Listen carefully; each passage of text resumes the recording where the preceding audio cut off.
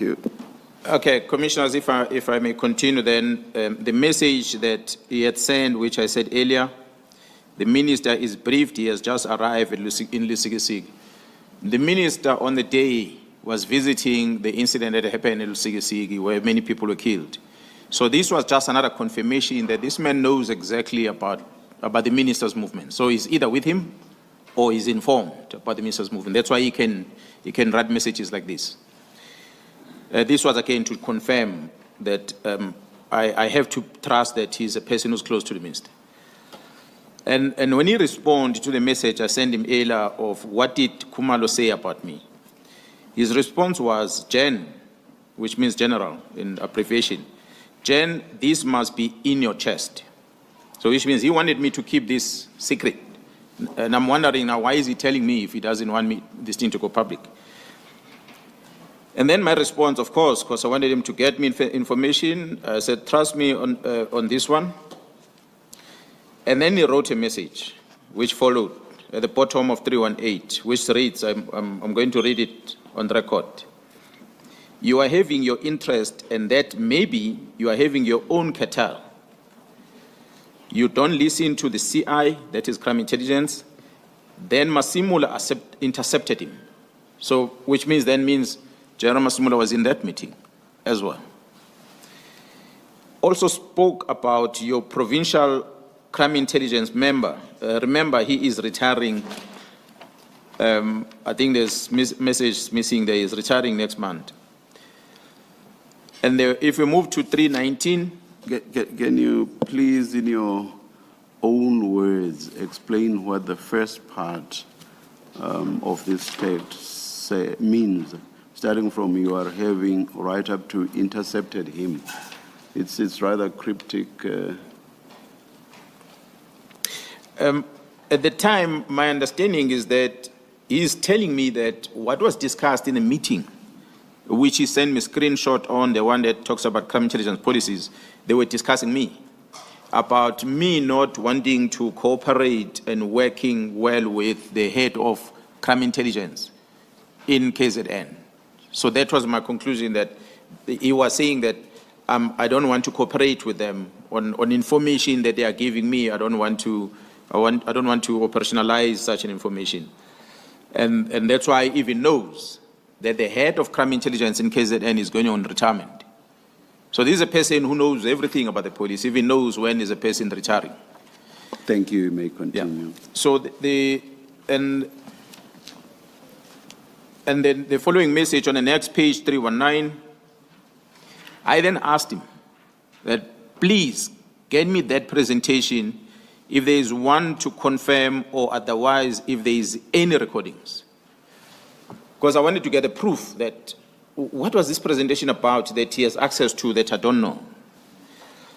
The response from him, what made me start connecting the dots. Remember we spoke about investigation and pictures starting to emerge. His response was nothing. General Khan will brief you next week. Now, Commissioner, I want to put on the record that I only know one General Khan within crime intelligence. He's a Major General Khan that was on the news not long ago. Some of the colleagues will know about the attendance of the EFF celebration last year, as well as the case that was alleged that Khan was involved in stopping the police when they were busy with the drug operation at Eratin in Johannesburg. When he sent me this, I then concluded that means General Khan is in that meeting. It is General Khan most likely that is feeding him with the information. That was my conclusion. Why would he choose General Khan to brief me if I ask for a presentation? But again, I don't have proof of it. It is him that is writing this message. But I guess with the investigation, we're going to see linkages about all these people within the police. And my response was, sure. And then he sent another one to say back in Joburg, and after that followed by phone calls, and there's many other communication that followed thereafter. I don't have to read all of them, Commissioners, as you can see that are following on those attachments. And as I said, General Khan has been on the news. He's a component head within crime intelligence. General Khan, when he sends me this message, General Khan was appointed, his post that he's occupying as a component head at Crime Intelligence is an operational intelligence support within Crime Intelligence. But he was appointed acting as a component head of counter and security intelligence. When Khumalo arrived at Crime Intelligence, that was a position that General Khan was acting on. So Khumalo, I understand, he had moved him back into his old position. Counterintelligence, if I can indicate, Commissioner, is that the vetting is done at counterintelligence. Majority of operations like this drug cartel operation that is holding counterintelligence investigation, it's conducted in that office. So meaning it's a person who, it's an office that really is in the heart of intelligence operations. General Khan was acting there. General Khan has since been moved back into his technical support. I'm not saying that General Khan is involved in these leakages of information to the members of parliament and to the other people, but what is interesting is that almost everything that we see happening in parliament, in the media, comes from that component of crime intelligence. And this is where the real fight comes from. The operation of Gauteng counterintelligence that involves this drug cartel is in that component. So, and this is Mkhwanazi that introduces Khan to me. I said, Commissioners, I'm going to reflect to what happened in 2011, later on my statements. Crime intelligence, modus operandi back then, and players that were involved back then with the looting on the man and irregularities, they still exist at crime intelligence today, and some of them are occupying high position. So there has no reforms that has been implemented at crime intelligence. That's why it's no surprise when you start seeing things coming out. Like I said on record, I did not say that General Khan has leaked any information. It is Mkhwanazi that introduces Khan. I only know of one Khan at crime intelligence. So perhaps as we investigate further, we'll be able to see whether there's any leakages between these people. That information that supposed to be within the confines of those four walls where the meeting was taking place ended up with Mkhwanazi. Commissioners, as I've outlined a lot of communications here with Mkhwanazi,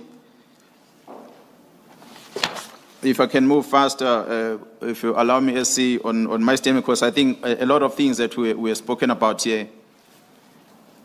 Later in the year, which I suppose maybe this is why Mkhwanazi is coming to me with this, is that first General Cele calls me, he's a former minister, he calls me and he says the Premier of Gauteng have approached him to go and work in Gauteng to help him fight crime in Gauteng.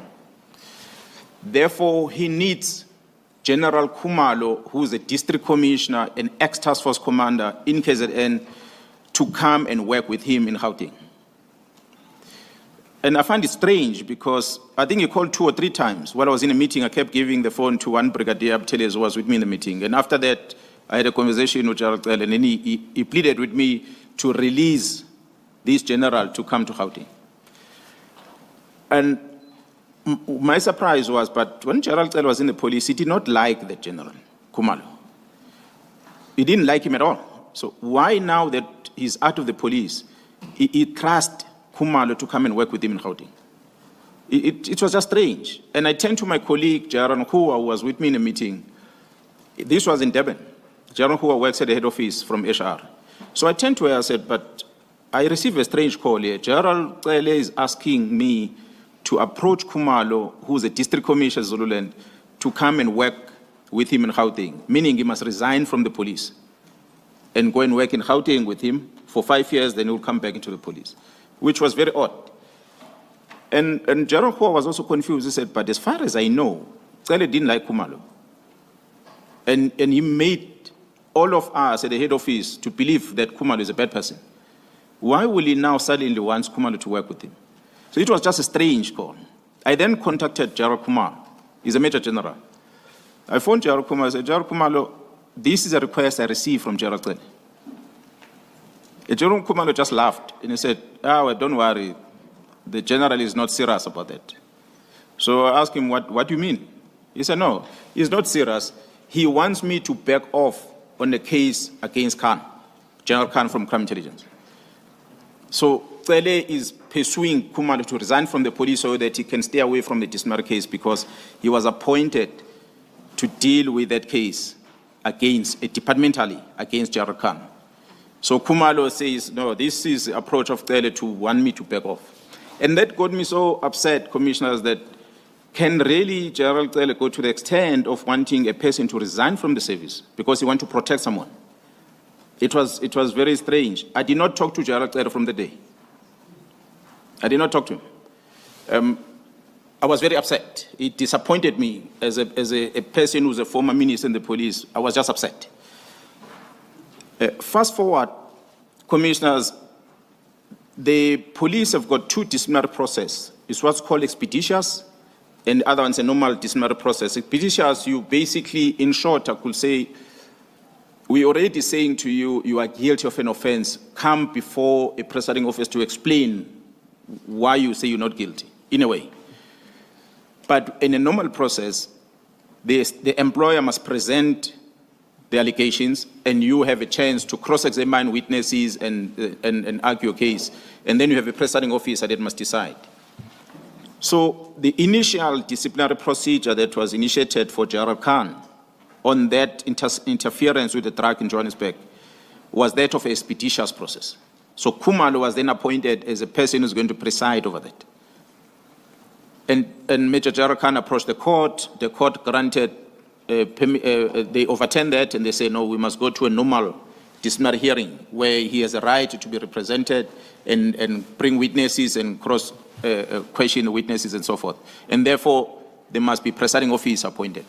Then General Kumalo, the Divisional Commissioner of Crime Intelligence, approached me and he asked me to be a presiding officer.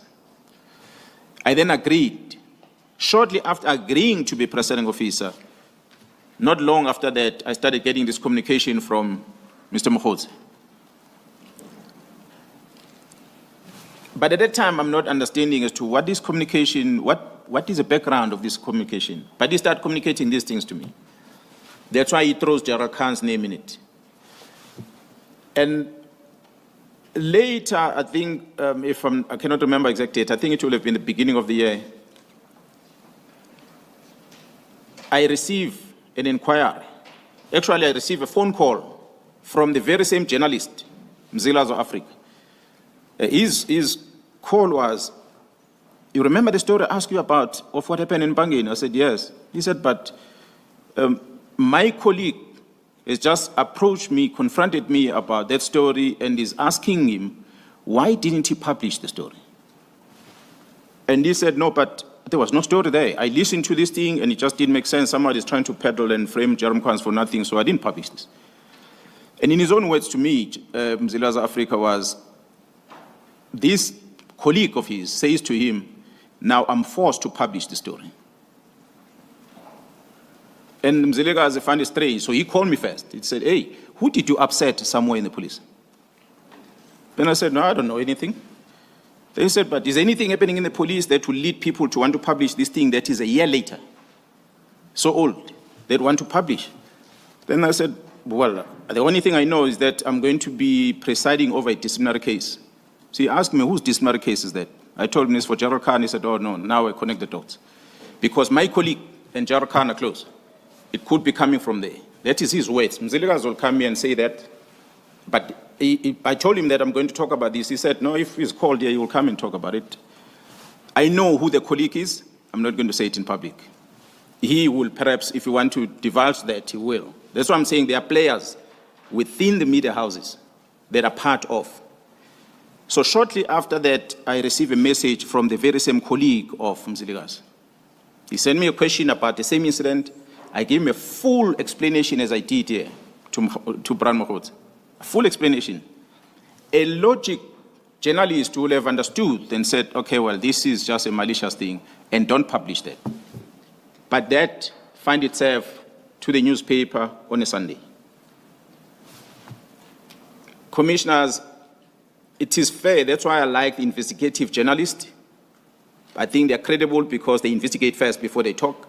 I like the ones on TV behind cameras because they give it as is. The others that will just get information from others and write it becomes question marks, which what happened to this one. And which Sunday publication was there? I know the name of the journalist. I cannot remember exactly the Sunday, the paper. I don't want to, I might end up being sued if I mention the wrong name here.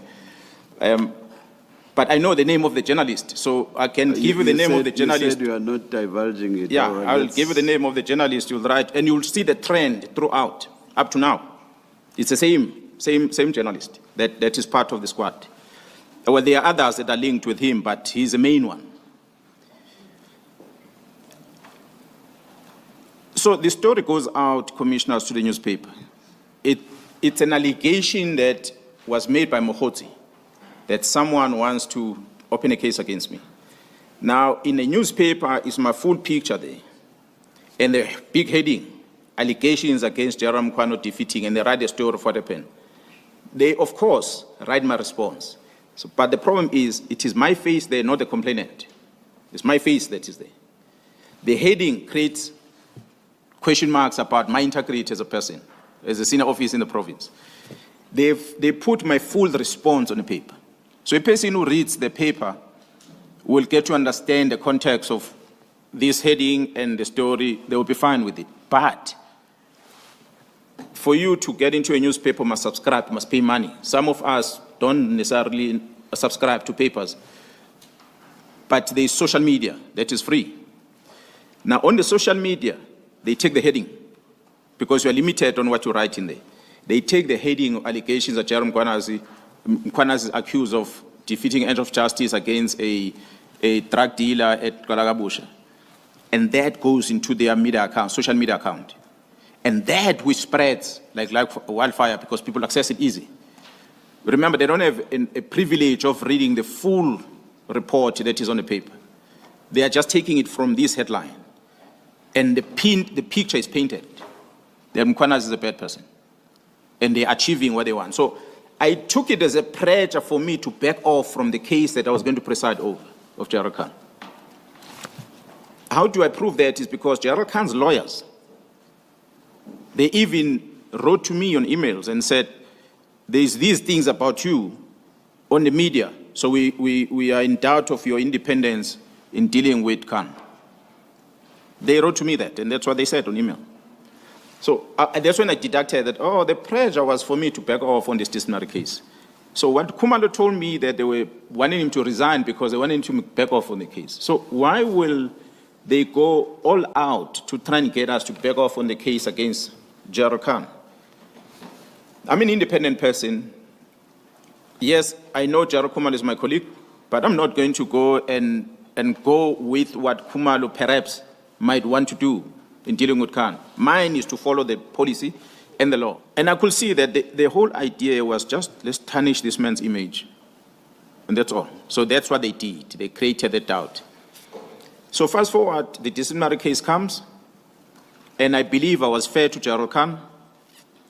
Despite the allegations that came from IPID, I still protected his rights. I allowed him to bring his lawyers in there. I sat and I listened to the evidence that was provided. The very same Gerald Khumalo that was asked to resign was representing the employer. Gerald Khan had his legal team, and there were witnesses that were brought to come and testify. I could not find a single wrong that Gerald Khan has done. In actual fact, I even said there in my own words that the SAPS owes Gerald Khan for what he did, because Gerald Khan stopped police officers that came to collect drugs under the person who was the head of traffic Gauteng. They came to collect a consignment of drugs from the truck that arrived in Germiston, and they wanted to get drugs from there. And the people that are owning the truck company, they said, no, you're not going to take these drugs, search this truck from here, follow it to the final destination, what is in Eratin, which is a Westrand. So 2 police officers, 1 Johannesburg traffic, and 1 captain from Zongezizwe, they followed the truck until it arrived at Eratin, And they were accompanied by members, 3 members from Pretoria, who traveled all the way there. 1 from organized crime, 2 from the doc unit. And they all said they were coming to search the truck. And they actually offloaded the consignment from the truck, which was drugs, in bags. They took this thing and they loaded in the police car. Luckily, the lady that worked in that company contacted 10111. 10111 called Boyvinto police station. Boyvinto vehicle came there, and then there was a conflict between the police when they discovered that these policemen who says they're running these operations, they're already removing this consignment from the truck, they're loading it in the police park. So these policemen asked, but this is a crime scene. Why are you taking this thing from here to here? If you're saying it's drugs, we have not even opened the bags. How do you know? If it is drugs indeed, why do you load them in the park? And this one said, no, we're taking them to Zongezizwe. And this one said, but this is Boyvinto area. Why do you take this thing to Zongezizwe? It's found here, it's a crime scene. Get LCRC and everyone to deal with it. Then there was a conflict between police at the time, and that police member who was present there took the vehicle, police vehicle, and he blocked this police car that was already loaded with drugs. He blocked it so that it doesn't move. And that's what allowed the other police officers to phone General Khan and say, there are members that claim to be from crime intelligence, they come and intervene. So he traveled all the way, arrived almost 2 hours later. And he put a stop from these drugs to be stolen. He phoned DPCI, he phoned the local provincial crime intelligence. They came and took over the scene and he left. But it was then strange as to how do you blame Khan for that? Because he stopped the people that wanted to steal drugs. He stopped it. So he was in a good space at the time, so I couldn't fault him. But that, Commissioners, doesn't take away the fact that Mkhwanazi says Khan will brief me about secret information that I discussed in the presentation. So while I'm having this belief that Khan has got to do with leaking of the information in there, perhaps according to Mkhwanazi, but on the disciplinary part where Khan was accused of drugs, he did not do anything wrong. So if I had that bad intention against Khan, I would have dismissed him. But I did not, because I gave him fair disciplinary hearing, of which you can ask him today, he will tell you, no, I